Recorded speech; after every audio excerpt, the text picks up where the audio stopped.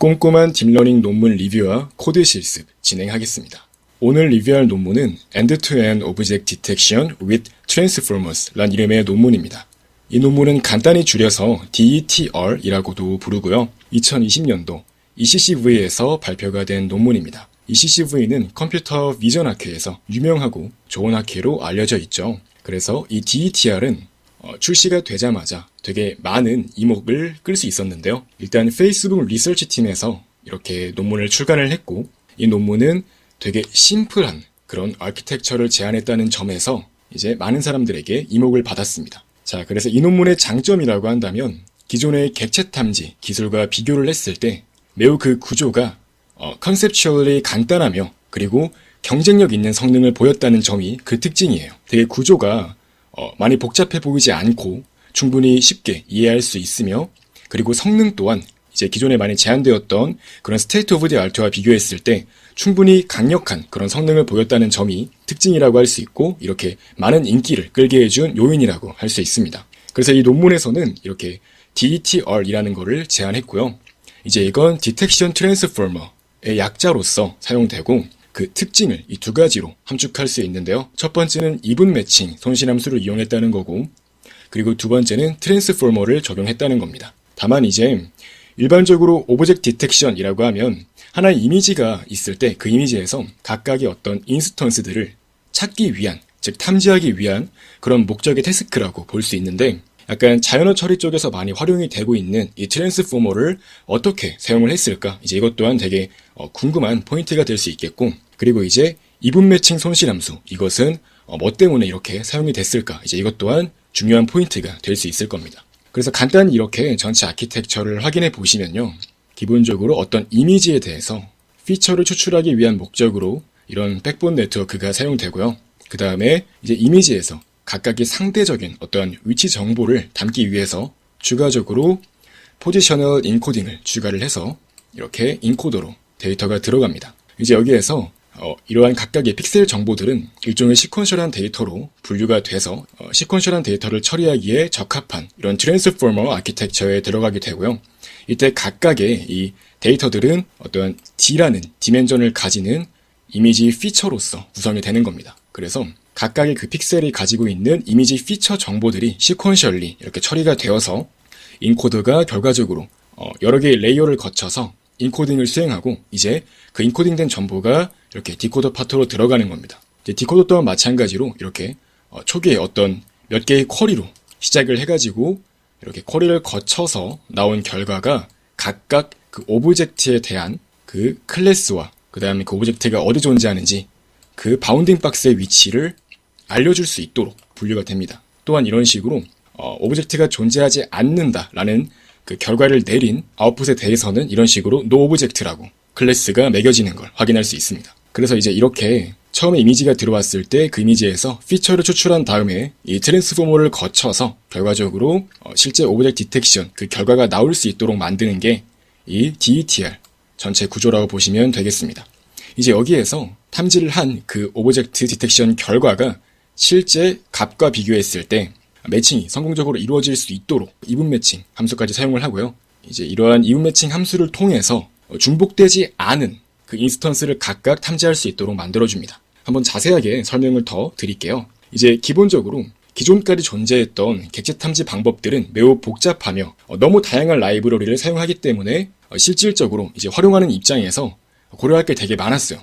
이제 그런 것들을 흔히 이 논문에서는 prior knowledge라고 이렇게 서술을 해놓았고요. 이제 흔히 말하는 프라이어는 그 베이즈 룰에서 나오는 것처럼 어떤 모델링을 하는 사람이 미리 알고 있으면 좋은 정보 같은 걸 의미하는 건데, 이제 이런 프라이어 놀리지를 많이 요구했다는 거예요. 예를 들어서 탐지를 하고자 하는 그런 이미지들이 뭐 기차 같은 게 많다, 좀 긴 게 많다고 하면은 이 바운딩 박스 같은 걸 좀 길게 이렇게 설정을 해가지고 이제 이런 식으로 탐지하고자 하는 그 대상에 대한 어떤 사전 지식을 사용할 수가 있는 거예요.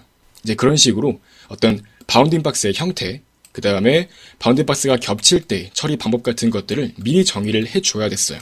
이제 그래야지 더 좋은 성능이 나오고, 그리고 이제 각각의 인스턴스를 성공적으로 구분할 수 있는 겁니다.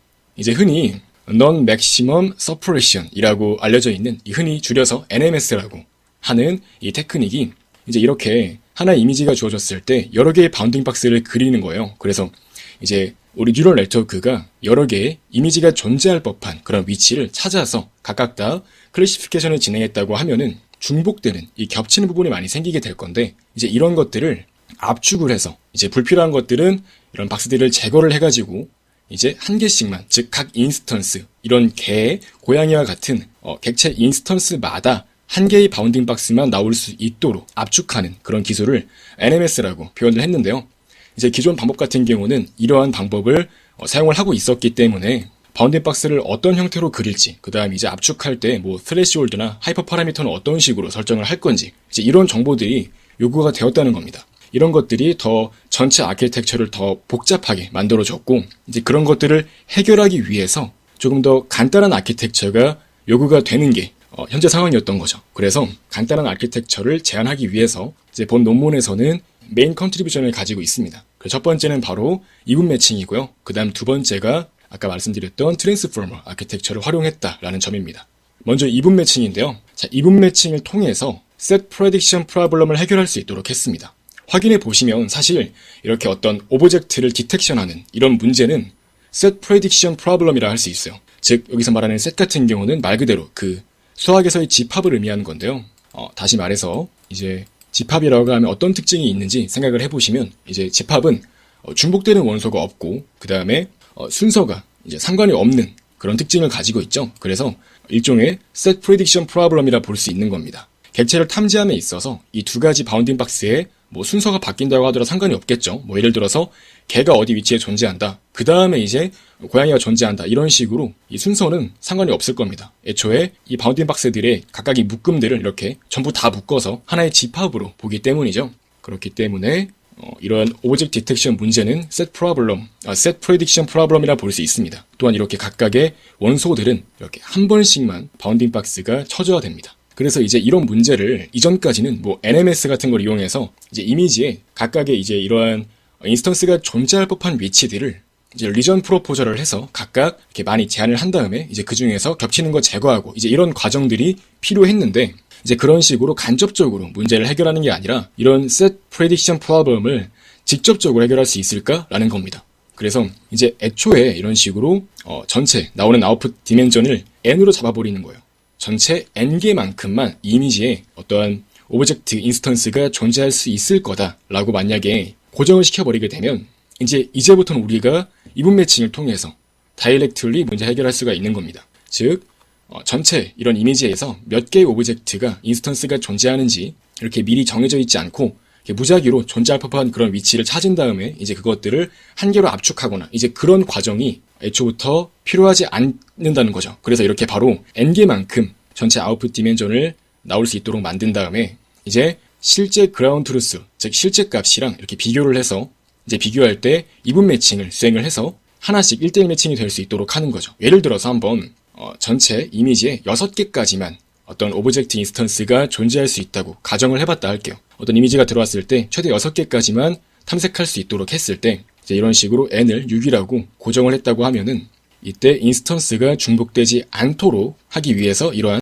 이분 매칭을 사용할 수가 있는 거예요. 그래서 만약에 현재 학습이 되고 있을 때 이 모델의 아웃풋 값이 이렇게 되어 있다 해볼게요. 뭐 첫 번째는 이런 식으로 아무것도 없다. 그 다음 바운딩 박스는 뭐 이렇게 의미 없는 값이 들어가 있고, 그 다음 두 번째로는 이렇게 새가 있고 새는 이제 이러한 위치에 있다. 이런 걸 이제 바운딩 박스를 통해서 알려줄 수 있는 거예요. 차례대로 이제 센터 X, 센터 Y, 그 다음에 너비 값과 높이 값 이런 식으로 4가지로 구성되는 게 일반적이고요. 그래서 또 이렇게 마찬가지로 세 번째 이 클래스 값으로는 이제 아무것도 없음, 그 다음에 이제 바운딩 박스 의미 없고, 그 다음에 이제 이런 식으로 들어가서 이렇게 마찬가지로 아무것도 없다고 할 때는 바운딩 박스가 의미 없는 어떤 값이 들어가겠죠. 그래서 이렇게 마찬가지로 이 네 번째 프레딕션 값으로는 또 새가 있고 그 다음에 특정 위치에 존재한다고 이렇게 들어가 있는 겁니다. 다만 이제 이렇게 실제로는 실제 값으로는 새가 두 마리만 있고 나머지는 다 비어 있다고, 즉 나머지는 다 존재하지 않는다고 이렇게 이게 실제 값이라고 했을 때 이렇게 한번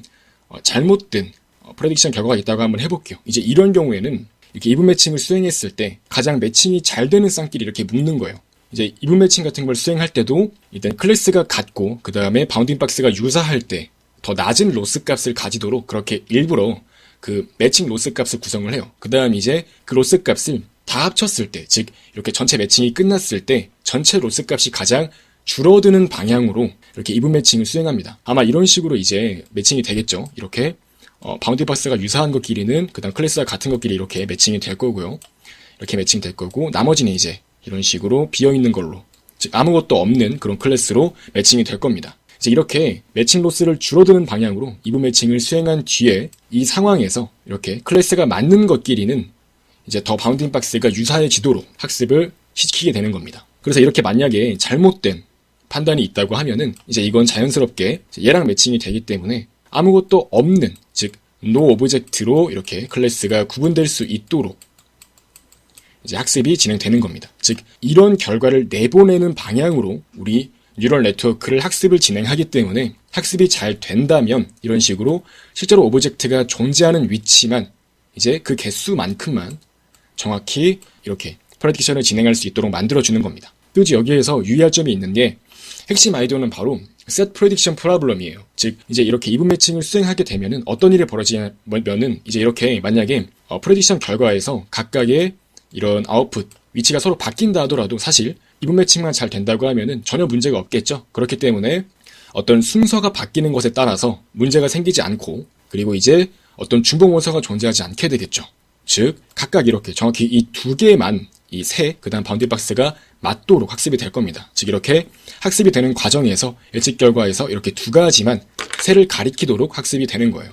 그러니까 이렇게 두 가지만 세를 가리키도록 학습이 되기 때문에 자연스럽게 이분 매칭을 통해 인스턴스의 중복을 피하고, 그리고 순서와 상관없는 이제 애초부터 오브젝트 디텍션을 이 set prediction problem으로 봤을 때 이런 문제를 효과적으로 해결할 수가 있다는 거죠. 단 이제 여기에서 이 n 값을 충분히 크게 설정할 필요가 있겠죠. 그러니까 이미지에 존재할 수 있는 인스턴스가 막 100개, 200개 된다고 치면은 그보다 더 큰 값인 뭐 300 정도로 설정을 할 필요가 있을 겁니다. 즉 이렇게 n 값을 충분히 크게 만들어줄 필요가 있다는 점이 이제 이러한 어프로치에서 또 중요한 포인트 중 하나라고 할 수 있습니다. 실제로 그래서 이런 식으로 학습 과정에서 만약에 잘못된 그런 프레딕션이 있다고 하면 이제 이거는 올바른 프레딕션으로 이렇게 이어져서 매칭을 해줘서 적절한 그 매칭 값에 맞게 이 프레딕션 결과가 바뀌도록 그렇게 인코리지를 해주는 거예요. 그러니까 이 모델을 그렇게 푸시를 해줘서 학습이 잘 될 수 있도록 만들어주는 겁니다.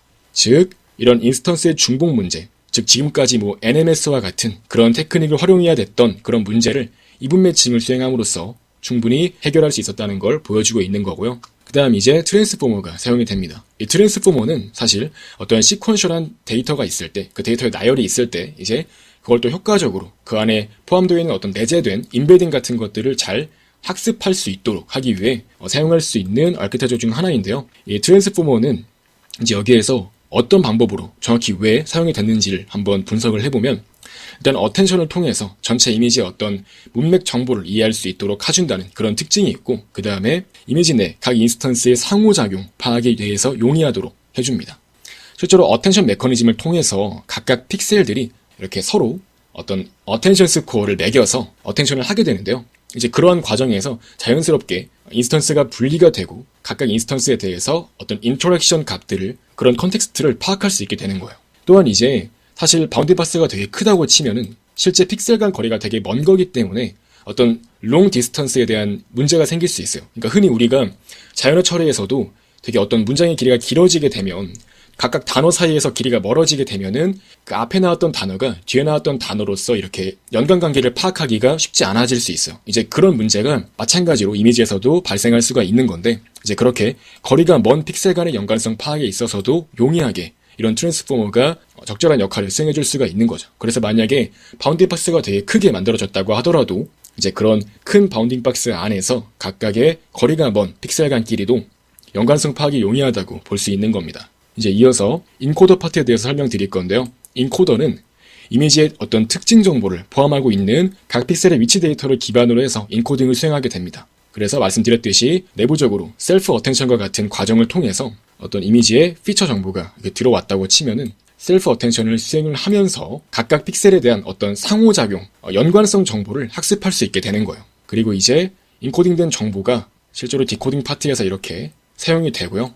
디코딩 또한 마찬가지로 이제 처음엔 n개의 오브젝트 쿼리를 이용해서 이제 초기 입력으로 이걸 받아가지고 이제 여기에서 이 n개라는 거는 그 아까 말씀드렸던 그 아웃풋 값과 동일합니다. 즉 최대 n개까지 이렇게 각각 인스턴스를 구분할 수 있다고 치면은 이 오브젝트 쿼리의 총 개수는 n개를 사용하도록 만드는 거고요. 이제 이걸 이용해가지고 이 인코더 파트에서 인코딩된 정보를 받으면서 이제 실제로 전체 이미지에 대한 어떤 컨텍스트에 대한 내용을 파악할 수가 있게 되는 거고, 이제 이러한 오브젝트 쿼리는 그대로 쭉 연결되어가지고 실제로 각각의 이 오브젝트 쿼리가 각각의 하나의 인스턴스에 대한 클래스와 바운딩 박스를 구분할 수 있도록 해줍니다. 즉 이제 이 n개가 각각 다 n개의 서로 다른 고유한 인스턴스를 구별하도록 그렇게 아키텍처가 구성이 되어 있고, 그렇게 만들었을 때 실제로 각각 다 구별을 잘 하는 걸 확인할 수 있습니다. 또한 마찬가지로 인코더나 디코더는 이렇게 다 이렇게 레이어를 여러 개 쌓아가지고 스택되는 형태로 사용할 수 있습니다. 나중에 또 이따가 논문이랑 같이 설명드릴 건데, 이 디코더 파트 같은 경우는 또 이렇게 스택이 잘 쌓임으로써 더 잘 동작합니다. 인코더 또한 마찬가지고요. 그래서 이렇게 트랜스포머의 기본적인 구조를 잘 따르지만 이렇게 임베딩 정보로서 이미지 피처를 사용을 하고, 그 다음 이제 이미지에 대한 어떤 위치 정보를 포함하기 위해서 어떤 포지셔널 인코딩 정보를 맵에 대해서 입력을 받음으로써 2D로 존재하는 실제 이미지 데이터에 대한 어떠한 그 위치 정보들을 잘 적절히 인코딩해서 처리할 수 있도록 하기 위해서 포지셔널 인코딩 정보를 받는 걸 확인할 수 있습니다. 그래서 결과적으로 이렇게 n개의 오브젝트 쿼리를 이용해서 이 n개가 각각 다 서로 다른 인스턴스를 구별할 수 있도록 만들어준다는 점이 특징입니다. 자, 그래서 인코더에 대해서 조금 더 깊게 확인해 보시면요. 이렇게 인코더는 D by HW 크기의 연속성을 띠는 피처 맵을 입력으로 받고요. 이때 이 D는 각각의 그 픽셀에 대한 어떠한 이미지 피처 정보를 가지고 있는 피처 데이터, 임베딩이라 볼 수 있겠고요. 그러니까 자연어 처리에서는 임베딩이라고 보통 많이 표현을 하죠. 그래서 이제 여기에선 이미지의 어떤 피처 정보를 의미한다고 보시면 되겠습니다. 그래서 이제 어떤 시퀀셜한 정보를 가지고 있는 픽셀 위치 정보 같은 경우는 이렇게 각각 다 D 디멘전의 피처를 가지고 있는 형태로 입력이 되고, 이제 이렇게 인코딩을 다 수행한 뒤에 마지막 레이어에서 셀프 어텐션 맵을 한번 시각화를 해보시게 되면 이렇게 개별 인스턴스를 잘 분리하는 걸 확인할 수 있습니다. 자, 예를 들어서 이렇게 여기 위치의 그 픽셀 정보에 대한 어떤 셀프 어텐션 값을 확인해 보시면은, 즉 이 이미지에 대해서 어떤 부분에 대해서 많은 연관성을 가지고 있는지를 이제 출력을 해보게 되면, 이렇게 시각화를 해보게 되면 실제로 이 갈색 소가 존재하는 이 위치가 적절하게 어텐션 스코어 값이 높게 나오는 걸 확인할 수 있습니다. 즉 바로 여기 위치에 어떠한 높은 연관성을 가지고 있다라고 이 모델이 학습한 결과를 보여주는 걸 확인할 수 있어요. 즉, 각 픽셀이 이런 식으로 이렇게 특정 픽셀마다 이 전체 이 피처 맵에 대해서 셀프 어텐션 값을 가지게 되고, 이제 이렇게 스코어가 높은 걸 출력해보게 되면은 우리가 알 수 있는 건, 인코더 파트가 적절히 이렇게 개별 인스턴스를 잘 분리하고 있고, 이제 이렇게 인스턴스가 서로 다르다는 걸 서로 이렇게 분리해내기 때문에 이제 이걸 서로 다른 인스턴스로서 나중에 이게 디텍션 할 수가 있겠구나라는 걸 이해할 수 있는 겁니다. 자, 그래서 확인해보시면 이렇게 이 갈색 소 앞쪽에 다른 소가 존재하는데, 이제 이런 것 또한 다 이렇게 어클루딩 또한 잘 처리하는 걸 확인할 수 있습니다. 이렇게 좀 뭐 가려지거나 이제 이런 것들을 보통 어클루딩 프로블럼이라고 말을 하는데, 이제 이런 것들도 적절히 잘 구별을 해서 이 뒤쪽에 있는 소만 진짜 이 인스턴스다라는 것을 우리가 이해할 수 있습니다. 이제 마찬가지로 디코더 파트 또한 확인해 볼 수 있는데요. 자, 디코더 파트에서는 처음에 이 n개의 오브젝트 쿼리를 초기 입력으로 사용을 하죠. 그 다음에 인코더가 글로벌 어텐션을 통해서 이제 먼저 인스턴스를 분리한 다음에 인스턴스가 잘 구분이 되어 있다고 하면 디코더는 실제로 각 인스턴스의 어떤 클래스와 경계선을 구별해서 추출하는 효과를 가지게 되는 겁니다. 이제 이건 논문에서도 이런 식으로 언급이 되어 있는데, 다만 이제 실제로 뉴럴 네트워크가 동작하는 내용을 100% 우리가 인간이 완전히 다 이해하기는 어렵기 때문에 이제 이런 식으로 동작을 할 거다라고 추측하는 걸 확인할 수 있습니다. 그래서 실제로 이렇게 디코더 파트에서 각각의 그 n개의 그 오브젝트에 대해서 어텐션 맵을 한번 뽑아 보시면 이런 식으로 이제 이 인스턴스에 대해서는 지금 이렇게 엘러펀트라고 나와 있죠. 이 코끼리 같은 경우는 바로 이렇게 이쪽 이렇게 약간 말단 부분, 인스턴스, 뭐 동물이 있다고 했을 때 이런 말단 부분에 어텐션 스코어 값이 높게 나오는 걸 확인할 수 있습니다. 즉 이렇게 이 말단 부분이 의미하는 것은 각각의 어떤 경계선을 잘 구분할 수 있도록 만들어주는 요인이라고 할 수 있어요. 그래서 이렇게 바운딩 박스가 잘 쳐질 수 있도록 이 디코더 파트에서는 잘 학습이 되고 있는 걸 또 확인할 수 있습니다. 자, 이렇게까지 해서 이 논문의 가장 기본적인 아이디어를 이렇게 설명해 보았고요. 이제 실제로 논문과 함께 한번 확인해 보도록 할게요. 자, 확인해 보시면은 이렇게 페이스북 AI팀에서 낸 논문인 걸 이렇게 명시하고 있고요. 그래서 니콜라스와 프란시스코가 이렇게 두 명이 공저자로서 들어가 있네요. 한번 하나씩 확인해 볼게요. 자, 이 논문에서는 이 오브젝트 디텍션을 Direct Set Prediction Problem으로 보고 있다라는 겁니다. 즉 어떠한 각각의 개별적인 인스턴스를 예측해야 되는 그런 문제로서 보고 있다고 이해할 수 있고요. 이제 여기서 스트림라인이라는 거는 좀 간소화하다 이런 의미로 볼 수 있는데 이제 실제로 그런 디텍션 파이프라인 자체를 좀 간소화하고 이해하기 쉽게 만들었다는 점이 특징입니다. 그래서 여기 같은 경우는 NMS와 같은 그런 프로시저가 생략이 될 수 있다는 점이 그 장점이라고 할 수 있겠고요. 그래서 이제 어떤 진정한 형태의 엔드-투-엔드가 좀 될 수 있도록 그렇게 조금 더 개선되었다고 그 장점을 또 이해할 수가 있겠죠. 그 다음에 이제 어떤 prior knowledge가 사용되지 않는다는 점이 특징입니다. 그래서 어떤 태스크에 대해서 어떤 앵커의 형태나 그리고 바운딩 박스는 어떤 식으로 또 이제 설정할 수 있는지 이제 그런 것들에 대한 정보들이 굳이 우리가 일일이 다 이제 모델링을 하는 입장에서 그 태스크에 맞게 우리가 설정할 필요가 없이 이제 그런 것들을 데이터 드라이븐으로 그러니까 데이터만 보고 우리의 모델이 자연스럽게 학습할 수 있도록 만들어 준다는 겁니다. 자, 그래서 이 프레임워크에서 가장 중요한 건 바로 DTR입니다. 이게 Detection Transformer의 약자라고 할 수 있겠고요. 이제 DTR 같은 경우는 Set Based Global Loss를 이용함으로써 이제 여기에서 실제로 이분 매칭을 사용을 하죠. 그래서 이분 매칭을 통해서 이러한 로스 값을 적용을 하게 되고 그렇기 때문에 각각 인스턴스가 겹치지 않고 유니크하게 프레딕션을 할 수 있도록 만들어줍니다.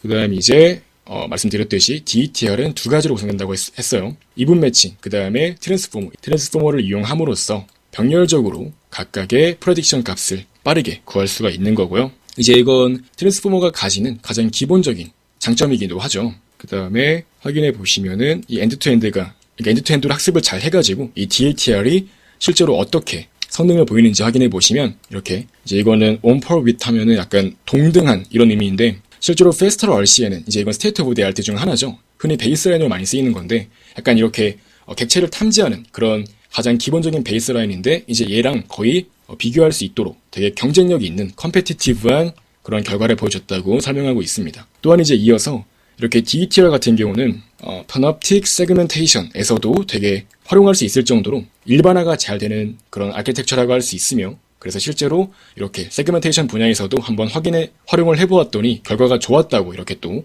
논문에서 말하고 있습니다. 실제로 이렇게 GitHub에서 바로 코드를 확인할 수 있으니까요. 한번 이것도 체크해 보시면 좋겠습니다. 실제로 GitHub에 가보시면 이렇게 바로 코드를 실행해 볼 수가 있는데요. 한번 확인해 볼게요.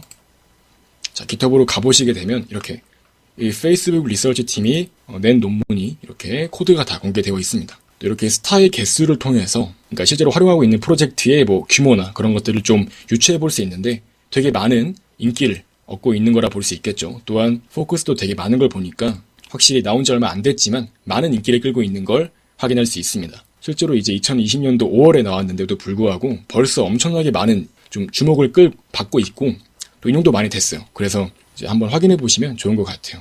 그래서 여기에서 실제로 이 스탠드얼론 콜앱 노트북 들어가 보시면은 이제 구글 계정만 있으면 바로 실행해 볼 수 있는 그런 노트북 환경을 확인해 볼 수 있습니다. 그래서 개인적으로 이 콜앱 같은 경우는 간단하게 어떤 모델이 나왔을 때 이걸 실행해 보는 목적으로는 되게 좋은 것 같아요. 그래서 로그인만 하게 되면 바로 실행해 볼 수 있고요. 또 이제 여기에서 런타임에서 유형 변경으로 들어가셔가지고 꼭 GPU 이제 이걸로 이제 돌릴 수 있도록 해주시면 되겠습니다. 그래서 그냥 다 하나씩 실행하시면 돼요. 이제 실행 과정을 생략할 건데 가장 기본적으로 위에서부터 하나씩 확인해 보시면은 파이톨치로 지금 제공이 되고 있기 때문에 파이톨치 라이브러리 불러오는 걸 확인할 수 있고 그 다음에 이미지 파일 같은 거 받아올 때 쓰는 리퀘스트 라이브러리 이것 또한 사용하고 있네요.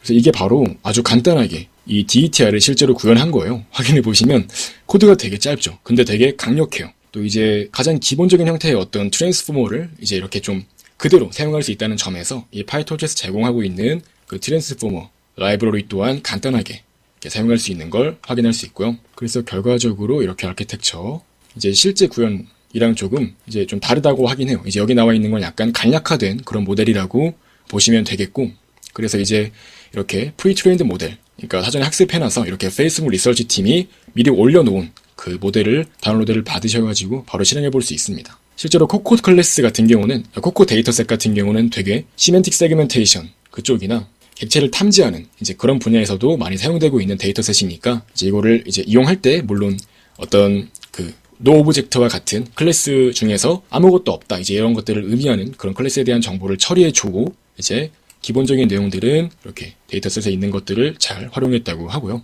이제 실제로 논문에서도 나오는데 전체 이미지가 있을 때 그 이미지의 어떤 상대적인 정보, 상대적인 어떤 좌표에 따라서 이런 바운딩 박스 정보를 또 이제 처리하도록 만들어 놨기 때문에 이렇게 바운딩 박스와 관련해 가지고 다시 실제로 그림으로 잘 출력할 수 있도록 만드는 그런 함수 또한 필요합니다. 그래서 리스큐엘 함수도 이렇게 존재하는 걸 확인할 수 있고 또 이제 이거는 어떤 입력 이미지에 대해서 또 기본적으로 파이톨치단에서 트랜스폼을 수행해주는 그런 부분이라 보시면 되겠습니다. 보통 이렇게 이미지를 이렇게 입력을 받을 때 이렇게 CNN 쪽에서는 이렇게 이미지를 좀 리사이즈하고 그 다음에 파이톨치 텐서 형태로 변환해준 다음에 이미지에 대한 어떤 노멀라이즈까지 적용해주는 게 되게 일반적인 그런 접근 방법이기 때문에 여기서도 그렇게 사용되고 있는 걸 확인할 수 있습니다. 그래서 결과적으로 이렇게 어떤 하나의 이미지를 가져와가지고 주피터 환경에서 이미지를 잠깐 가지고 있도록 만든 다음에 실제로 이제 디텍트 펑션을 통해서 이렇게 스코어 값과 바운딩 박스의 그 값을 가져오도록 만든 다음에 이제 매플러 라이브러리를 활용해가지고 실제로 이미지와 바운딩 박스와 그다음 클래스 결과를 하나씩 출력하도록 만든 게 이 그림입니다. 그래서 이제 이거는 로그인 해보신 다음에 각각 다 차례대로 실행해보시게 되면 전부 다 위에서 아래로 내용 확인해보실 수 있을 거니까요. 이제 이렇게 실제 코드까지 한번 실습해보시는 걸 추천드립니다. 물론 이제 이거는 이렇게 이제 학습이 된 걸 그대로 쓰는 건 크게 어렵지 않은데 이제 이거는 조금 이따가 또 언급을 드릴 내용이긴 한데 되게 학습 시간이 오래 걸려요. 그래서 사실 이제 논문 같은 경우도 V100을 여러 개 썼는데도 불구하고 아주 많은 시간이 걸렸습니다. 그래서 애초에 트랜스포머 아키텍처 자체가 물론 이제 되게 좀 개념적으로 컨셉추얼을 봤을 때는 그렇게 어렵지 않아 보일 수 있지만 실제로 구현상으로는 정말 많은 테크닉이 들어가고 그 다음에 또 어떤 파라미터들이 또 실제로 학습시키기 위한 목적으로 하이퍼 파라미터 세팅이 또 되게 복잡하게 들어가기 때문에 이제 그런 것들을 감안했을 때 사실 일단 모델 자체가 그렇게 간단한 아키텍처는 아닙니다. 그래서 또 학습 시간도 되게 오래 걸릴 수 있고요. 애초에 태스크가 그렇게 쉽지 않습니다. 그래서 지금 우리가 다루고자 하는 이런 어떤 객체를 탐지하는 이런 태스크 자체가 원래 좀 어려운 태스크 중 하나로 이렇게 분류가 되기 때문에 이제 그런 측면에서 봤을 때 이제 여러분들이 직접 여러분들의 어떤 디바이스를 이용해서 워크스테이너 같은 걸 써가지고 학습을 시킨다고 치면 되게 많은 자원이 필요할 수 있습니다. 그래서 이렇게 그냥 간단히 한번 확인해 보시는 입장에서는 사용자 입장에서는 간단하게 이런 프리트레인드 모델을 이용해가지고 학습을 하시거나 아니면 나중에 트랜스퍼 러닝 같은 걸 또 이용하셔가지고 최대한 그 학습에 필요한 자원을 좀 줄여보시는 걸 저는 개인적으로 추천을 드립니다. 그래서 이렇게 한번 코드까지 확인해 보았고요. 다시 이어서 이 논문 내용 리뷰 진행하도록 할게요. 자, 그래서 한번 간단히 인트로덕션부터 확인해 보겠습니다. 이제 오브젝트 디텍션 같은 경우는 사실 어떤 바운딩 박스와 그 클래스 정보에 대한 이제 하나의 집합을 찾는 그런 과정으로 볼 수가 있어요. 말씀드렸듯이 각 인스턴스에 대해서 중복되지 않게 각각 판단할 수 있도록 만드는 게 가장 일반적이고, 그러니까 예를 들어서 이제 이렇게 집합 같은 경우는 이런 식으로 괄호 안에 뭐 이렇게 파이썬 튜플 형태로 데이터가 들어가겠죠. 각각의 클래스와 그다음 바운딩 박스 이런 식으로 들어갈 겁니다. 그래서 이렇게 각각 들어갈 때 이렇게 여러 개의 인스턴스에 대해서 각각 클래스와 바운딩 박스를 찾았다고 치면은 이런 식으로 이제 들어가겠죠. 나올 텐데 이제 여기에서 각 원소들의 순서는 바뀌어도 상관이 없는 거겠죠. 왜냐면 애초에 집합이니까요. 또 마찬가지로 이제 어떤 중복되는 원소가 있으면 안 될 겁니다. 이제 그렇기 때문에 말씀드렸듯이 어떤 set prediction problem이라 볼 수가 있는 거고 많은 어프로치들이 존재를 했어요. 다만 이제 대부분의 방법들은 이제 그걸 directly 구하지 못하고 indirect한 way로 많이 구하게 됩니다. 그러니까 이걸 바로 구하지 못하기 때문에 그냥 있을 법한 그런 위치를 많이 찾아본 다음에 이제 그 다음에 이제 리그레션이나 뭐 앵커 그 다음에 윈도우 어떤 슬라이딩 윈도우 같은 걸 이용해가지고 있을 법한 것들을 찾은 다음에 중복되는 걸 제거하고 이제 그런 과정들이 사용이 됐다는 거죠. 애초에 그런 것 자체가 이제 어떤 문제를 즉 이런 set prediction problem을 바로 해결하는 게 아니라 서로게이트한 방법으로 해결한다고 볼 수 있겠죠. 즉 어떤 대리의 방법으로 해결한다고 볼 수 있겠습니다. 물론 이제 그렇게 하더라도 되게 잘 동작을 했기 때문에 문제가 없었던 건데, 근데 엄밀히 말하면 이제 그런 것들도 되게 좀 그러니까 데이터를 통해서 바로 어떠한 모델 학습을 잘 시킬 수 있도록 하는 이제 그런 관점에서 보았을 때 되게 적절하지 못하다고 사실 볼 수 있는 거죠. 왜냐하면 애초에 그런 포스트 프로세싱이 필요하다는 것 자체가 사람이 직접 매뉴얼리 어떤 앵커 같은 것도 정해주고 이제 그런 것들이 필요하기 때문에 그런 걸 좀 많이 줄일 필요가 있는 겁니다. 그래서 중복되는 어떤 프레딕션을 피하기 위해서 그러한 포스트 프로세싱이 많이 사용이 되었다는 걸 알려주고 있고, 실제로 그런 포스트 프로세싱 과정의 성능에 따라서 이 전체 모델의 그 성능이 좀 좌지우지되고 그런 문제가 발생했던 겁니다. 그래서 이 논문에서는 그런 파이프라인을 더 간소화하기 위해서 이제 Direct Set Prediction Approach를 적용합니다. 즉 바로 이분 매칭을 써가지고 이제 이런 것들을 다이렉트리 구할 수 있도록 해준 거예요. 자, 그래서 이 논문에서는 이 오브젝트 디텍션 방법에서 약간 새로운 방법을 또 제안했다고 볼 수 있으며, 이제 이런 방법이 컴페티티브하게 되게 좋은 결과를 낼 수 있다는 그런 가능성에 대해서 잘 보인 논문이라고 보실 수 있겠습니다.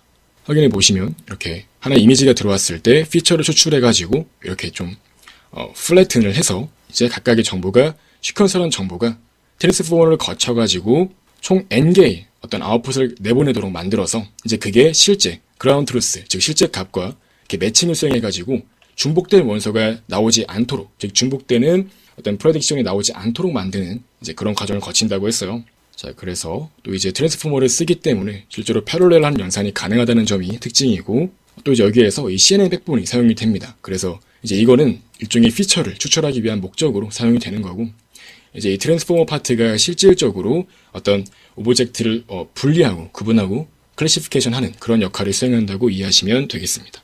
자, 그래서 아까 말씀드렸던 내용과 마찬가지로 이렇게 인코더 디코더 아키텍처를 사용을 했고, 이제 흔히 Attention is all you need 라는 이름의 논문으로 알려져 있는 이 트랜스포머를 사용을 했고요. 어떠한 시퀀스가 있는 그런 데이터를 처리하기 위한 목적으로 사용을 했습니다. 또한 이제 트랜스포머 같은 경우는 셀프 어텐션 메커니즘이 사용이 되는데요. 이제 이게 전반적인 각 인스턴스들의 어떤 상호작용 정보를 잘 파악할 수 있도록 만들어주고, 각 픽셀별로도 어떤 픽셀과 서로 연관성을 많이 가지고 있는지 이제 이런 정보도 잘 추출할 수 있도록 만들어줘요. 그래서 이제 결과적으로 이게 이렇게 중복되는 어떤 예측 결과를 줄일 수 있도록 만들어주는 효과가 있습니다. 이 논문을 통해서 우리는 이렇게 직접 우리가 뭐 앵커나 뭐 NMS, 스레숄드 같은 걸 정하는 그런 매뉴얼리 정하는 그런 노력들을 많이 줄일 수 있다는 것에 대해서 언급을 하고 있는 거고요. 결과적으로 이제 이분 매칭을 활용해서 NMS가 사용되지 않아도 괜찮습니다. DETR을 간단히 우리가 표현을 할 수 있다면은 이분 매칭, 그 다음 이제 트랜스포머를 사용하는 이런 구조로 볼 수 있습니다. 이제 트랜스포머의 이제 최근 어프로치 중에서 가장 큰 특징이라고 한다면 병렬 처리가 가능하다는 점이겠죠. 그래서 이제 기본적으로 존재하는 리컬시브하게 이렇게 오토 리그레시브하게 동작하는 이 어렛는 구조를 그대로 사용하는 게 아니라 최근에 많이 사용되는 방식으로 병렬적으로 디코딩을 할 수 있도록 그렇게 트랜스포머를 사용하는 방법이 적용이 되었다는 점이 또 특징이라고 볼 수 있습니다. 그래서 사실 이게 내용들이 계속 중복되는 내용들이 많이 나옵니다. 그래서 뭐 결과적으로 뭐 중복을 제거하기 위해서 이런 어프로치를 사용했다. 이제 이런 내용들이 추가되는 내용이라고 볼 수 있겠고요. 또한 이제 이 Faster RCN 같은 경우는 사실 처음 나온 이후로 많이 개선이 됐어요. 그래서 이제 많이 개선이 되긴 했는데, 이제 그럼에도 불구하고 이제 그렇게 개선된 Faster RCN과 비교했을 때에도 충분히 이제 비교가 가능한 컴페티티브한 그런 성능을 보였다는 것 또한 이렇게 이 DETR의 장점이라고 할 수 있겠고요. 자, 그래서 결과적으로 DETR은 나온 지 얼마 안 됐지만 높은 성능을 보였다는 점에서 그 가능성을 많이 가지고 있는 어프로치라 볼 수 있겠습니다. 다만 이제 큰 오브젝트에 대해서는 되게 높은 성능을 보였다고 해요. 다만 이제 좀 작은 오브젝트에 대해서는 상대적으로 낮은 퍼포먼스를 보였다고 하는 게 이 DETR의 좀 특징이라고 볼 수 있겠죠. 그래서 이렇게 좀 작은 오브젝트에 대해서도 잘 처리할 수 있다면 더 좋겠죠. 다만 이제 아직은 이런 한계가 있다고 얘기하고 있습니다. 또한 이제 여기 이 DETR의 좀 가장 큰 문제라고 한다면은 되게 좀 학습 시간이 좀 길게 걸린다는 거예요. 그래서 아무래도 이제 좀 지금 논문에서도 이제 V백과 같이 약간 충분히 비싼 그런 GPU 장치를 이용했음에도 불구하고 여러 개 썼음에도 불구하고 되게 많은 시간이 소요가 되기 때문에 이제 그런 측면에서 보았을 때 트레이닝 타임이 좀 길다는 그런 문제가 좀 발생할 수 있다고 이해할 수 있겠습니다. 또한 이제 추가적으로 어떤 기존 트랜스포머랑 약간 좀 다르게 많이 또 이제 개선을 시키려고 노력을 했어요, 논문에서. 그래서 이렇게 좀 억슬러리, 약간 이건 보조의 그런 의미예요. 좀 보조적인 로스 값을 또 이용해가지고 조금 더 개선할 수 있도록 했고, 또한 이제 이런 DETR이 왜 잘 되는가, 이제 이런 걸 또 분석하기 위해서 이제 what components are crucial for demonstrated performance. 이제 이거는 그 흔히 말하는 ablation study를 한 거예요. 그래서 이제 이거는 좀 몇 가지를 제거해보면서, 즉 컴포넌트 중에서 뭐 디코더의 레이어를 줄여보거나 이제 이런 것들을 해보면서 그렇게 줄였을 때도 잘 결과가 나올 수 있는지 이제 그런 것들을 평가해보는 것 또한 진행을 했다고 이해하시면 되겠습니다. 그리고 이제 이 DETR 같은 경우는 사실 이 트랜스포머, 그 다음에 바이펄 타입 매칭 같은 걸 이용했기 때문에 되게 이제 많은 CNN 기반의 어프로치에 또 이렇게 좀 사용될 수가 있고 적용될 수가 있다는 점에서 이제 이런 DETL의 이제 이거는 뭐 특성, 성격 이런 뜻인데 그런 성격은 이제 좀 많은 태스크에도 적용될 수 있도록 만들어준다는 점이 그 특징입니다. 대표적으로 그래서 Panoptic Segmentation, 이제 이게 흔히 알려져 있는 그냥 세그멘테이션 그런 문제 분류라 보시면 되겠는데 이제 그런 문제에도 적당히 잘 이렇게 확장이 가능한 어떤 확장 가능성을 잘 보여줬다고 하는 게 이 특징이라 보시면 되겠습니다. 자, 그래서 이렇게 하나씩 이제 관련 연구들을 설명을 하는데요. 먼저 State Prediction 같은 경우는 사실 엄밀히 말하면 Directly 어떤 집합에 대해서 정보를 예측하는 이제 그런 방법이 이렇게 좀 어떤 정석적인 좀 규범적인 그런 방법이 존재하는 건 아니지만 이제 다양한 어프로치가 존재를 했었고 이제 장점이라고 한다면은 이렇게 Directly Set Prediction을 하게 되면은 애초부터 뭐 NMS와 같은 이제 그런 작업들이 생략될 수가 있기 때문에 포스트 프로세싱에 대해서 자유롭다고 우리가 볼 수 있을 겁니다. 이제 이러한 측면에서 우리는 글로벌 인퍼런스가 필요하고 그런 걸 해결하기 위해서 RNN 같은 게 많이 사용이 됐었어요. 그래서 오토 리그레시브한 특성을 가지고 있는 계속해서 리커시블리 동작하는 그런 RNN과 같은 그런 내용들이 많이 필요했었는데 이제 이 논문에서는 트랜스포머를 이용해가지고 좀 더 병렬적으로 RNN 베이스에 비교해서 조금 더 효과적으로 동작할 수 있도록 만들었을 뿐만 아니라 또한 이제 헝가리안 알고리즘을 이용해가지고 실제로 이분 매칭을 수행할 수 있도록 했습니다. 여기서 말하는 헝가리안 알고리즘은 실제로 이분 매칭, 이제 그 중에서도 실제로 좀 가중치가 있는 그런 가중 이분 매칭에 대해서 효과적으로 사용될 수 있는 일반적인 그런 방법 중 하나인데요. 이제 이걸 이용해가지고 그 로스값을 가장 최소로 만드는 그런 이분 매칭을 찾을 수 있도록 만들었습니다. 그래서 이게 여기서 의미하는 거는 이렇게 이 논문에서는 셋 프레딕션을 위해서 이분 매칭을 사용을 했고 그리고 트랜스포머를 이용해가지고 어떤 글로벌 인퍼런스를 함에 있어서 조금 더 병렬적으로 효과적으로 빠르게 처리될 수 있도록 만들었다는 점이 특징입니다. 이제 여기에서는 트랜스포머에 대한 내용도 간략하게 소개하고 있는데요. 이제 그래서 이 47번 논문 같은 경우는 Attention is all you need라고 이 트랜스포머가 제한된 그 논문이기도 하고요. 그래서 이 트랜스포머 같은 경우는 Attention을 이렇게 사용하는데요. 기본적으로 Attention이라고 하는 것은 사실 어떤 이 인풋 시퀀스의 전체 정보를 다 활용하겠다라는 목적이 있습니다. 그래서 사실 기본 초기 RNN 같은 경우는 이렇게 각각의 시퀀스에 포함되어 있는 데이터들이 이렇게 다 들어가가지고 최종적으로 이렇게 어떤 컨텍스트 벡터를 뽑아낸 다음에 이제 얘를 가지고 디코딩을 하는 방식이 이제 초기 RNN 기반의 그런 메소드라 볼 수 있는데 이제 어텐션 같은 경우는 다 이 각각의 과정에 대한 그 벡터 또한 활용을 하는 거예요. 그래서 이 디코더 파트에서 이렇게 각각 그 시퀀셜한 데이터 중에서 이제 과정을 거치는 과정에서도 이렇게 각각의 아웃풋 데이터를 활용해가지고 이렇게 어텐션 할 수 있도록 만들어서 이 디코더 파트에서 어텐션을 하도록 만들므로써 전체 인풋 시퀀스에 대한 내용이 활용될 수 있도록 만드는 게 이제 접근 방법이었는데 이제 이런 것들을 조금 더 효과적으로 할 수 있도록 만들어주는 게 이 트랜스포머입니다. 어텐션을 진행함에 있어서 셀프 어텐션이나 그 다음 이제 디코더 파트에서 인코더 파트를 또 어텐션하는 그런 메커니즘을 같이 씀으로써 되게 또 병렬적으로 처리할 수 있도록 제안을 했고 그래서 실제로 최근 어프로치가 되게 많이 이런 트랜스포머 기반으로 돌아가고 있습니다. 실제로 그래서 전체 문맥 파악에 되게 용이하다는 그런 특징이 있고요. 그러니까 즉 전체 시퀀스, 이제 우리는 이미지겠죠. 그래서 전체 픽셀에 대한 그런 이미지에 대해서 어떤 문맥 파악에 더 용이하다는 그런 특징이 있고 이제 그런 정보들을 모아서 더 활용할 수 있다는 점이 특징이라고 할 수 있겠습니다. 그래서 실제로 롱 시퀀스를 가지는 각각의 태스크에 대해서 요즘에는 트랜스포머 기반의 메소드를 많이 사용하고 있습니다. 저도 이제 이 논문 프린트를 해가지고 같이 보고 있고요. 사실 저는 이제 논문 읽을 때 되게 빼곡하게 많이 쓰는 편입니다. 그래서 내용이 되게 좀 길기도 하고 저는 그래서 이제 이렇게 약간 많은 그러니까 좀 많은 이제 다른 기존 연구들을 많이 활용하는 이제 그런 연구 같은 경우는 되게 좀 빼곡하게 쓰면서 논문에 정리를 하는 편이에요. 그래서 쭉 이어서 진행해 볼게요. 자, 그래서 이 트랜스포머는 현재 가장 일반적인 그런 방법으로 활용이 많이 되고 있고 그렇게 좀 시퀀셜한 데이터를 처리하기에 있어서 높은 성능을 보인다는 장점이 있습니다. 그래서 마찬가지로 본 논문에서도 이제 최근에 많이 일반적으로 사용되고 있는 이 패럴렐 디코딩을 활용하는 방법으로 이 트랜스포머를 사용하고 있으며 이제 계산 비용을 좀 효과적으로 좀 줄일 수 있도록 그렇게 많이 제안을 했습니다. 자, 그래서 이제 또 마찬가지로 가장 일반적인 그런 오브젝트 디텍션에 대해서 설명을 하고 있고요. 많은 이제 모던 어프로치들이 어떤 프로포저를 제안을 하고 이제 그런 프로포저 중에서 뭐 겹치는 것들을 제거하고 이런 방법들이 많이 사용이 되었고요. 그래서 결과적으로 이런 수작업이 요구되는 그런 내용들을 해결하기 위해서 이제 이 본 논문에서는 이제 이분 매칭이라는 방법을 사용을 하는 겁니다. 셋 베이스드 로스 같은 경우도 사실 다른 논문에서도 일부 사용된 적이 있지만 되게 좀 부족한 점이 많았고 또한 성능 또한 지금처럼 이 DETR만큼 잘 나오지가 않았기 때문에 이 DETR을 좀 많이 개선시켰다고 볼 수 있을 겁니다. 자, 그리고 또 이제 뭐 여전히 이렇게 좀 셋 베이스드 로스를 사용한다고 하더라도 여전히 좀 매뉴얼한 작업이 필요한 그런 내용들이 더 성능을 많이 개선시키고 있었다라는 점을 얘기하고 있는 거고요. 이제 그런 것들을 좀 많이 해결해서 엔드투엔드로 정말 이제 데이터만 잘 주어진다면 효과적으로 오브젝트 디텍션을 할 수 있도록 만들어주는 게 이 DETR의 가장 큰 컨트리뷰션이라고 볼 수 있겠습니다. 이제 마찬가지로 다양하게 시퀀셜 정보를 처리하는 이제 그런 방법들이 존재했었고요.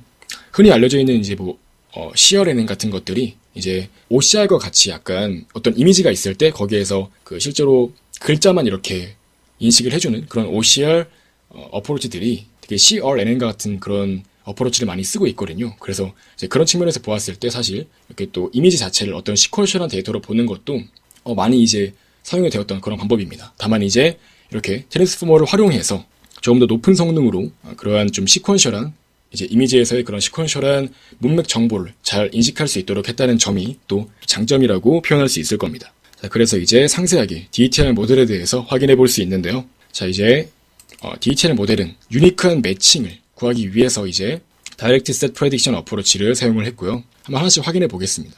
자, 먼저 이제 확인해 볼 내용은 바로 이분 매칭 쪽 내용인데요. 먼저 n의 크기를 이미지 내 전체 인스턴스를 충분히 포함할 정도로 크게 설정을 합니다.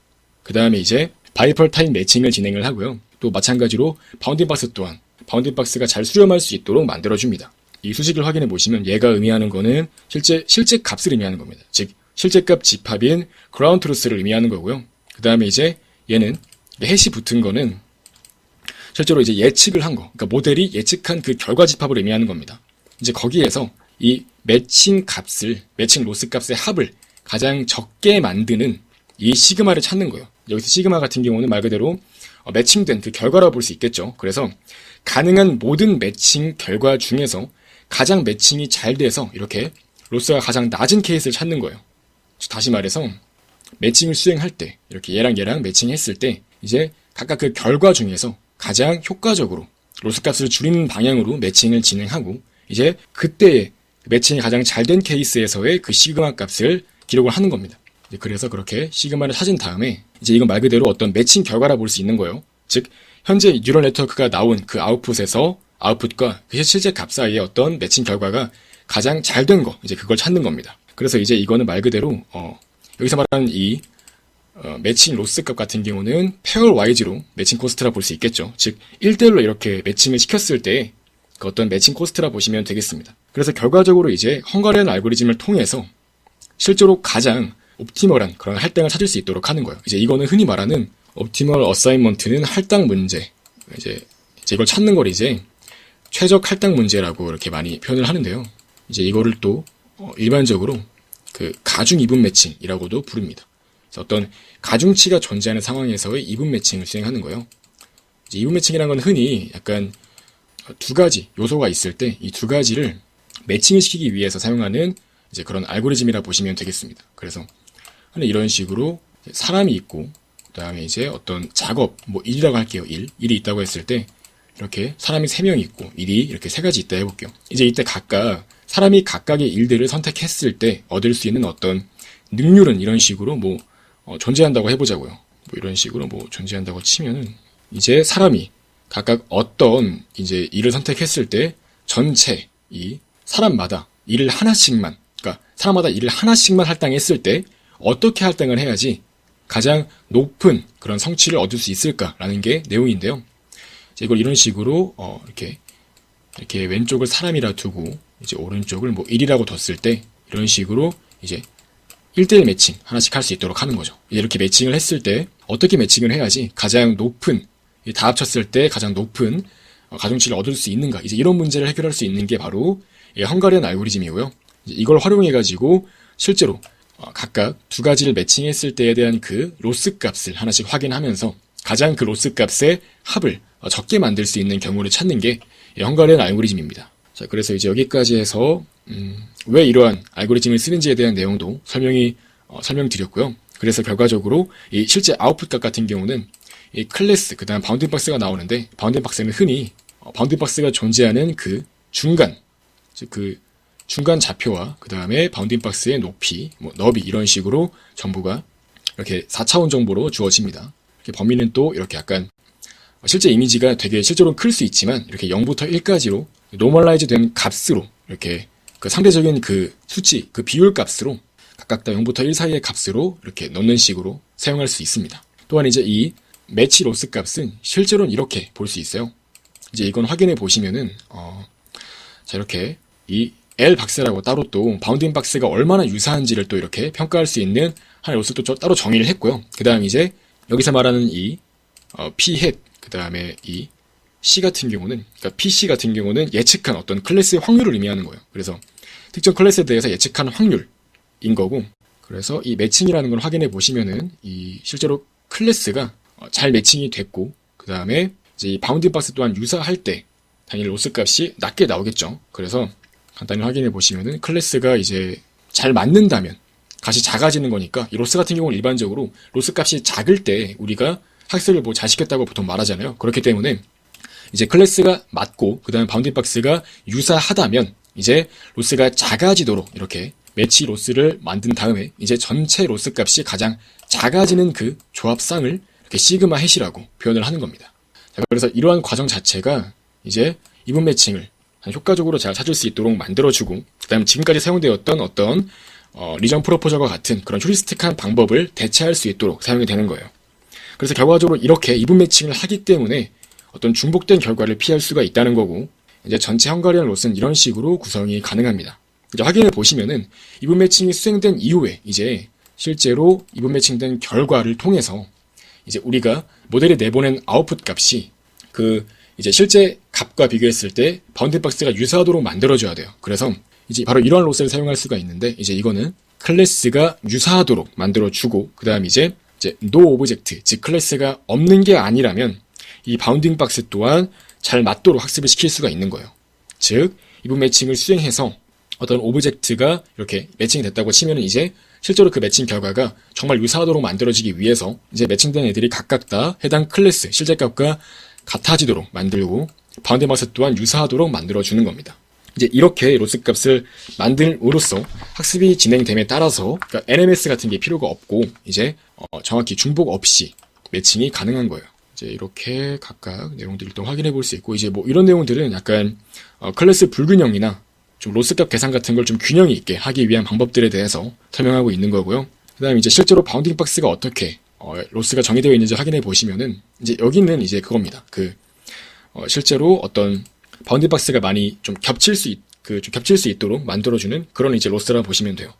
크기랑 상관없이, 그러니까 스케일 인베리언트하게 많이 겹치도록, 즉 바운딩 박스가 많이 겹칠 수 있도록 이렇게 로스 값을 구성을 했고요. 이제 이거는 실제로 에런 로스 값으로 또 마찬가지로 두 가지 바운딩 박스가 유사해질 수 있도록 만드는 걸 확인할 수 있습니다. 그래서 이렇게 먼저 이분 매칭을 통해서 이제 현재 모델의 아웃풋 값과 실제 값이 이제 가장 많이 매칭이 되는 거를 잘 매칭되는 걸 찾은 다음에 이제 그 상황에서 이제 이어서 이 로스 펑션에 의해서 각각 이제 매칭된 그 이분 매칭 결과가 우리 모델의 아웃풋이 정말 그 실제 값과 유사해질 수 있도록 만들어주는 거예요. 이제 그러한 과정에서 이 바운딩 박스 로스 같은 경우는 이렇게 정의가 된다고 나와 있습니다. 즉 이게 정말 상세 구현인 거고요. 논문에 잘 나와 있는 걸 확인할 수 있습니다. 그래서 기본적으로 이 바운드라는 것은 다시 한번 말씀드리자면 두 바운딩 박스가 얼마나 유사한지를 평가해주는 그런 로스 펑션이라고 보시면 되겠고요. 그래서 뭐 앵커 같은 거 안 쓰고 이렇게 다이렉틀리 구할 수 있다는 점이 특징이에요. 자, 그래서 실제로 DETR 같은 경우는 이제 여기 간단히 요약하자면은 뭐 되게 간단한 구조를 가지고 있으며 구현도 쉽다 이런 내용을 확인할 수 있습니다. 그래서 뭐 예를 들어서 파이토르치로 되게 짧은 코드로 구현이 가능하고 그런 내용들을 설명하고 있습니다. 그래서 이제 백본 같은 경우는 어떤 피처를 추출하기 위한 목적으로 사용할 수가 있어요. 그래서 어떤 액티베이션 맵이라고도 표현할 수 있죠. 그래서 어떤 피처 정보를 뽑기 위해서 사용할 수 있습니다. 뭐 예를 들어서 이렇게 이미지가 존재한다고 했을 때 실제로 이미지는 보통 RGB라고 치면은 이렇게 여기가 채널이 3이고, 그 다음에, 이 너비 값이, 이렇게, W라고 할게요. 이렇게 들어간다고 치면은, 이제 얘가 백본을 거쳐서, 이렇게, 백본을 거쳐가지고 바로 이러한 액티베이션 맵을 뽑을 수 있도록 만들어주는 거예요. 그래서 이렇게, 채널이 길어지겠죠? 그 다음 이제, 보통 이제 CNN 같은 경우는 이렇게, 많이 거치게 되면은, 이게 그림이 약간 이상한데, 이렇게 할게요. 네. 이제 여기 보시면 여기가, 32분의 W로 줄어들고, 이제 여기 높이 또한 32분의 H로 줄어들겠죠. 그 다음에 이제 여기 이, 채널이, 좀 많이 길어지도록 되어 있네요. 2048이라고 되어 있네요. 그래서, 이제 채널 값 같은 경우는 내부적으로 어떤, 피처들을 하나씩 이렇게 가지고 있다 보시면 돼요. 그래서, 실제로 이 정보 자체가 어떠한 기존 이미지에 대해서 피처 값들을 가지고 있는 그런 좀 액티베이션 맵이라 보시면 되겠습니다. 그 다음에 이제 얘가 실제로 트랜스포머에 들어가기 위해서는 또 형태가 바뀔 필요가 있어요. 그래서 좀 시퀀셜한 정보로 어떠한 그 시퀀셜한 데이터 형태로서 피처 값을 가지고 있도록 만들기 위해서 이렇게 이렇게 D by H W로 이렇게 표현이 가능하겠죠. 그래서 여기가 이제 각각의 어떤 픽셀 값들이 되는 거고, 이제 각 픽셀마다 어떠한 D 디멘전의 이미지 피처를 가질 수 있도록 만들어주는 거. 이제 얘가 이렇게 실제로 차례대로 시퀀셜한 데이터처럼 이 인코더 파트에 들어가겠죠. 그래서 이제 인코더 파트에 어떠한 데이터를 넣기 전까지 이렇게 기존 이미지를 피처 형태로서 추출을 한 다음에 이제 얘가 시퀀셜한 데이터 형태로 들어간다는 거예요. 그래서 이제 기본적으로 어떤 인코더 레이어를 사용할 때 이 스탠더드 아키텍처를 잘 따를 수 있도록 만들었고, 또 이제 피드포원 네트워크 또한 일반적으로 사용되는 그런 방법 중 하나죠. 그래서 기본적으로 어떤 이 트랜스포머의 기본형을 잘 따르고 있으면서 가장 큰 차이라고 한다면 이제 입력이 이미지 피처라는 점이 약간 다른 점이라 할 수 있겠죠. 그래서 또 마찬가지로 일반 트랜스포머와 동일하게 포지셔널 인코딩을 통해서 각 단어의 위치 정보 또한 포함할 수 있도록 만들었습니다. 그래서 이제 실제 이미지에서 각각의 위치 정보가 어떻게 상대적으로 이렇게 연관성을 가지는지 이제 그런 정보 또한 인코딩을 해서 넣어주는 게 특징이에요.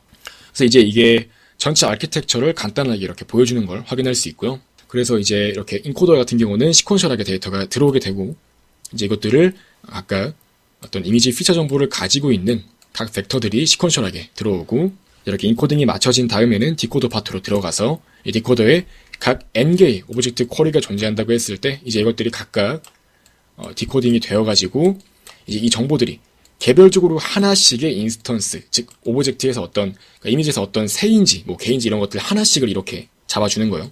인스턴스를 한다면 이제 이렇게 이 두 가지가 서로 다른 인스턴스겠죠. 여기서 말하는 인스턴스는 클래스가 같다고 하더라도 이렇게 개별적인 하나의 실제 어떤 사물을 의미한다고 보시면 되는 거예요.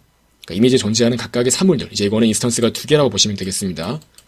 그래서 이렇게 만약에 n이 4라고 쳤을 때 이렇게 피드포원 네트워크를 거쳐가지고 결과적으로 이 두 가지가 이렇게 각각 실제 이 그라운드 트루스랑 매핑될 수 있도록 만들어주는 거고요. 이제 이렇게 결과를 뽑는 걸 확인할 수 있습니다. 또한 이제 내부적으로 인코더 같은 경우는 또 셀프 어텐션이라 해가지고 각각의 이제 픽셀들에 대한 정보가 있을 때 이렇게 픽셀 정보가 있을 때 각 픽셀들은 이제 또 서로에게 또 이제 연관성을 가지도록, 그러니까 어떤 각각의 서로에게 미치는 어떤 연관성 정보를 파악할 수 있도록 그렇게 또 전체 컨텍스트를 파악할 수 있도록 인코딩이 되는 겁니다.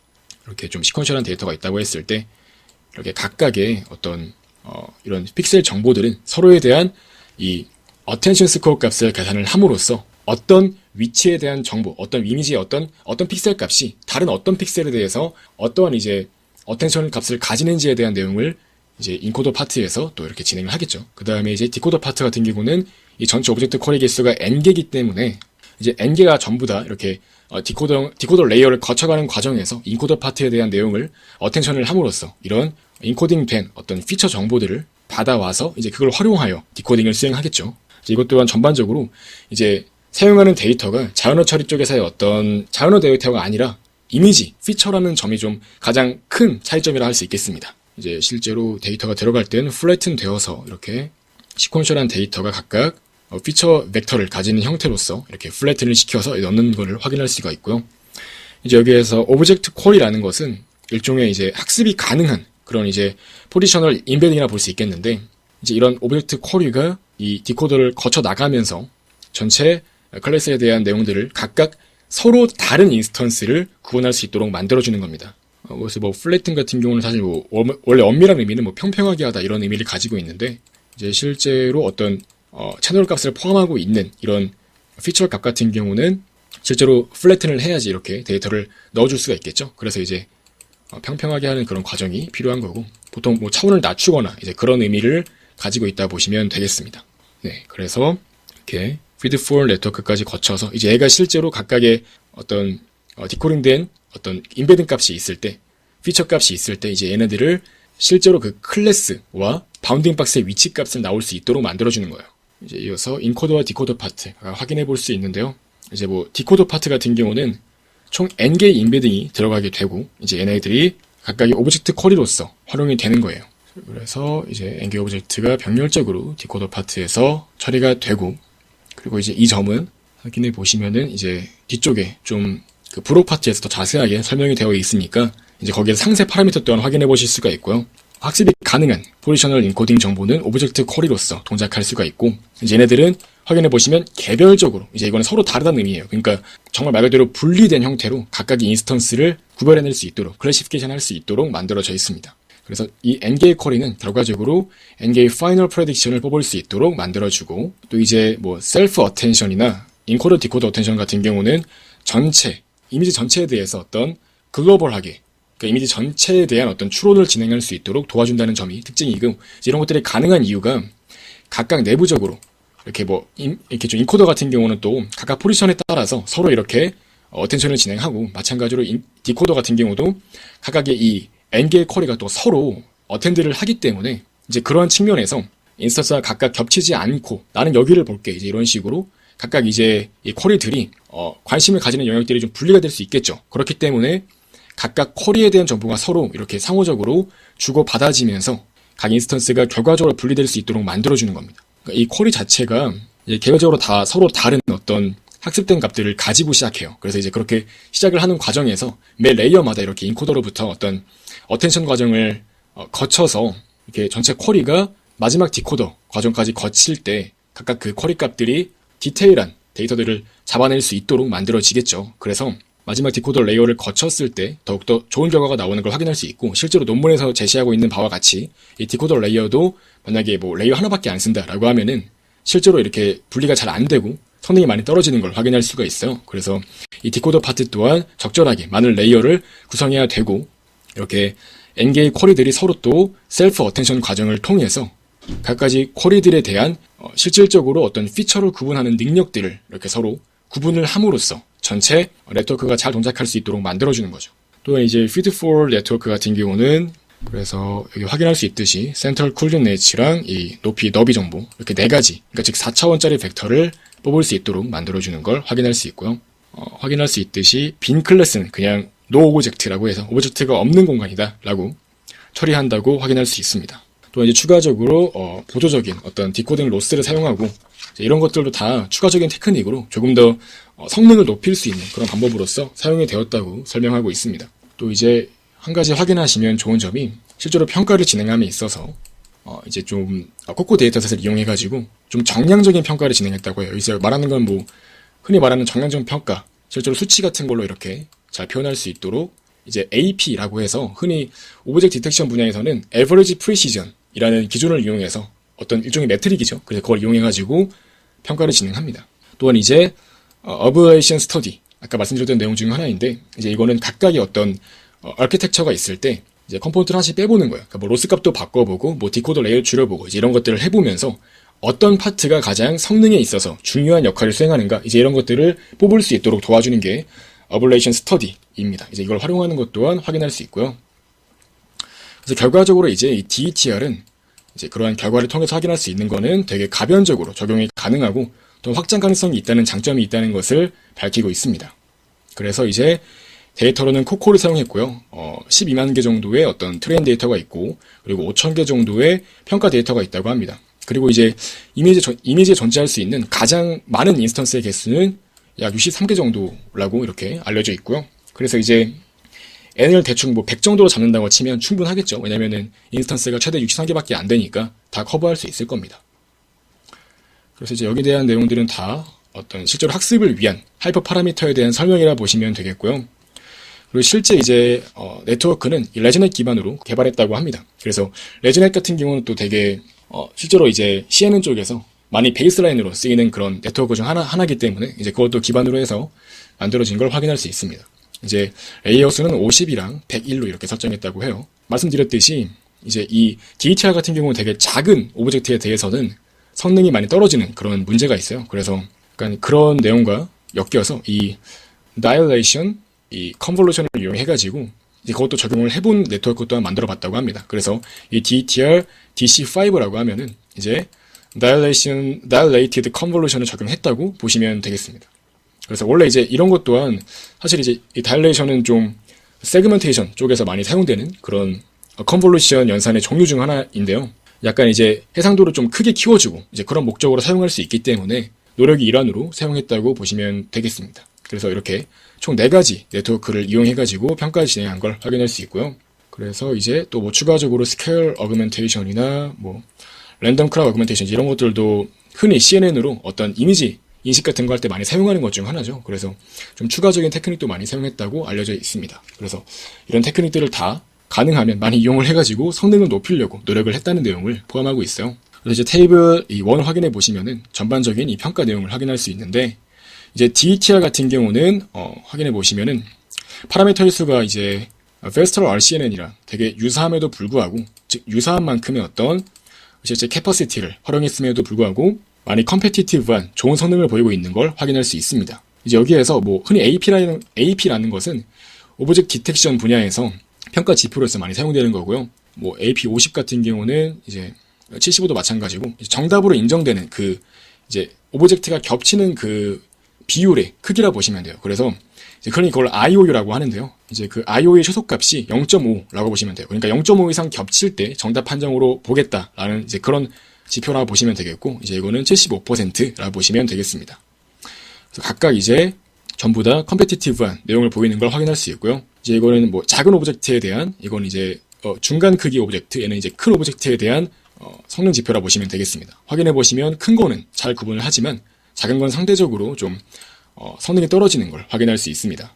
그래서 이제 여기 또한 마찬가지로 각가지 테크닉을 이용해서 성능을 향상시키는 데 도움이 되었다, 이제 이런 내용도 포함하고 있고요. 이제 여기에서 유의 깊게 보시면 좋은 점이 기본적으로 16개의 V100 GPU를 이용했음에도 불구하고 이렇게 3일 이상 소요가 된다고 이렇게 보이는 걸 확인할 수 있습니다. 그래서 이제 DETR의 장점도 이제 많지만 단점이라고 한다면 이렇게 학습 시간이 좀 긴 편이라는 게 단점이라고 할 수 있겠습니다.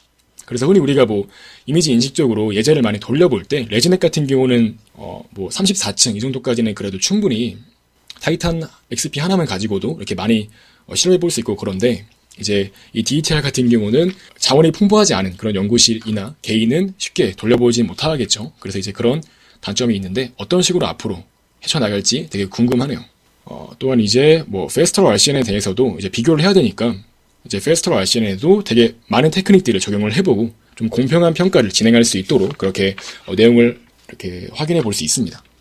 그래서 이제 마찬가지의 내용들이 이렇게 들어가 있고, 뭐 파라미터는 어떻게 설정을 했으며, 이제 우리가 확인해 볼 수 있는 내용은 DETR은 이제 페스트럴 RCNN, 즉 스테이트 오브 더 아트 중 하나라고 할 수 있는 페스트럴 RCNN과 비교했을 때 충분히 높은 성능을 보이고 있다라고 이제 우리가 결론을 내릴 수가 있으며, 특히 이제 큰 오브젝트에 대해서는 아주 높은 성능 향상이 보였고, 이제 작은 오브젝트에 대해서는 되게 또 이제 성능이 많이 떨어진 걸 확인할 수가 있습니다. 즉, 이 DETR은 큰 오브젝트는 잘 구분을 더 많이 탐지를 할 수 있고, 작은 건 아직 좀 부족하다라고 이렇게 현재 논문에서는 밝히고 있습니다.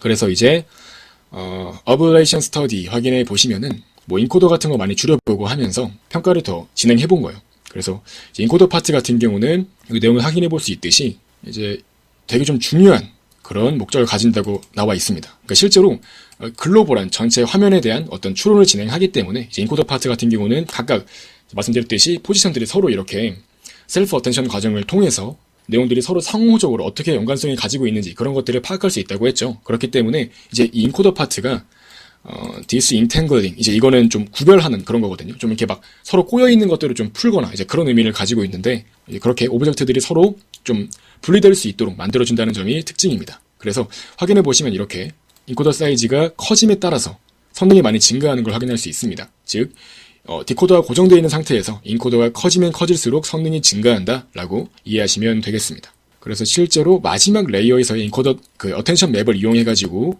인코더 파트에서 이제 어떤 식으로 셀프 어텐션을 하고 있는지를 출력을 해보시면 이렇게 확인되는 걸 알 수 있고요. 아까 설명드렸던 내용이니까 이 부분은 생략을 진행하겠습니다.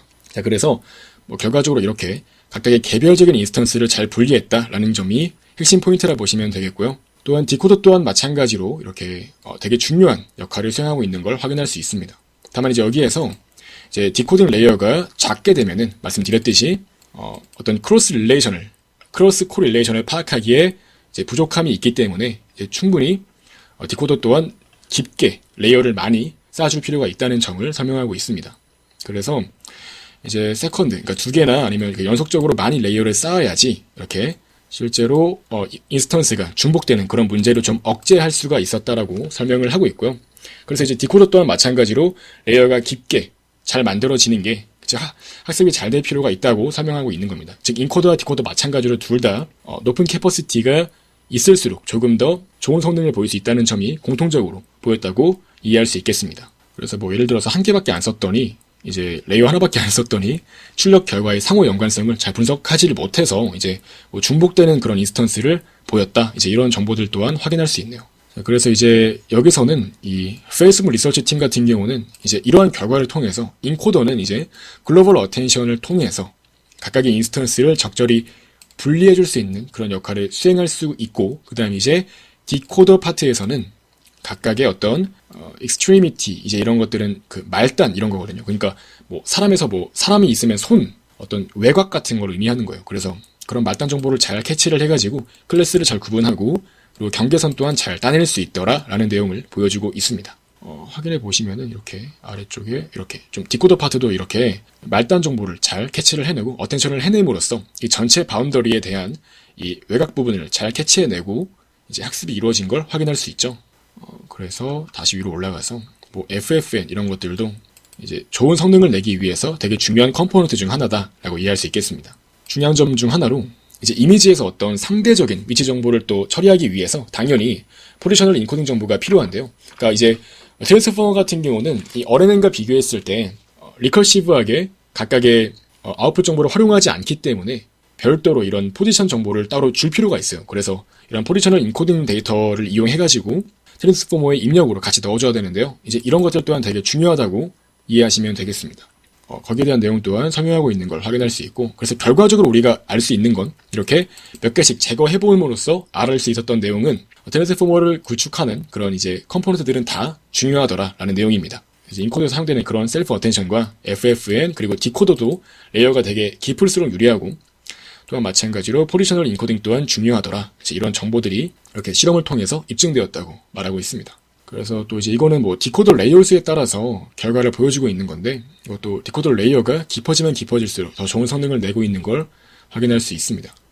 또 얘는 이제 out of distribution 내용인데, 여기서 말하고 싶은 거는 일반화가 잘 되고 있는 거예요. 그러니까 이 DETR 같은 경우는 사실 흔히 일반화 성능이라고 하는 건, 즉 제너럴라이제이션이라고 하는 거는 트레이닝 데이터셋에 없는 이제 그런 실제로 이제 평가 단계에서 트레이닝 데이터로 써있지 않았던 것들을 잘 확인할 수 있는가, 이제 그런 내용들이 이제 out of distribution과 관련한 내용이라 볼 수 있는데, 이렇게 실제로 학습할 때 얼마 없었던 그런 데이터임에도 불구하고, 그런 클래스임에도 불구하고 적절하게 잘 분리했다는 이런 이제 성능적으로 우수하다는 것을 또 보여주는 그림 중 하나입니다.